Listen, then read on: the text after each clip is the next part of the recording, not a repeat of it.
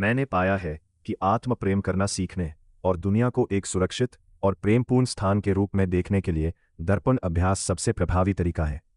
और सकारात्मक विचार क्या होते हैं? सरल शब्दों में कहें तो हम जो कुछ भी कहते या सोचते हैं वो एक सकारात्मक विचार ही होता है। आपके मन में होने वाली सारी बातें, आपके दिमाग में चलने वाला संवाद सकारात्मक विचारों की एक धारा मात्र है। ये सकारात्मक वाक्य आपके अवचेतन मन को संदेश देते हैं, जो सोचने और व्यवहार करने के अभ्यास तरीके स्थापित करते हैं।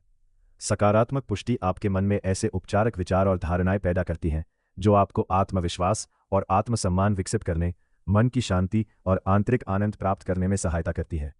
सबसे शक्तिशाली सकारात्मक वाक्य वे होते हैं जिन्हें आप दर्पण के सामने खड़े होकर जोर से बोलते हैं। क्यों? मैं सुरक्षित हूं।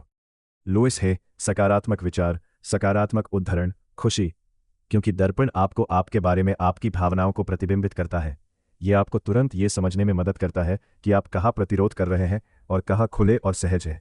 यह स्पष्ट रूप से दिखाता है कि यदि आप आनंदमय और संतुष्टिपूर्ण जीवन जीना चाहते हैं तो आपको किन विचारों को बदलने की आवश्यकता है। जैसे जैसे आप दर्पण अभ्यास करना सीखेंगे, आप अपने बोले गए शब्दों और किए गए कार्यों के प्रति अधिक जागरूक हो जाएंगे। आप पहले की तुलना में अपने आप की अधिक गहराई से देखभाल करना सीखेंगे।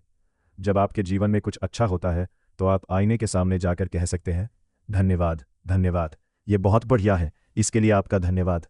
अगर आपके साथ कुछ बुरा होता है तो आप आईने के सामने जाकर कह सकते हैं, ठीक है, मैं तुमसे प्यार करता हूँ, अभी जो कुछ हुआ है वो बीत जाएगा, लेकिन मैं तुमसे प्यार करता हूँ और ये प्यार हमेशा रहेगा।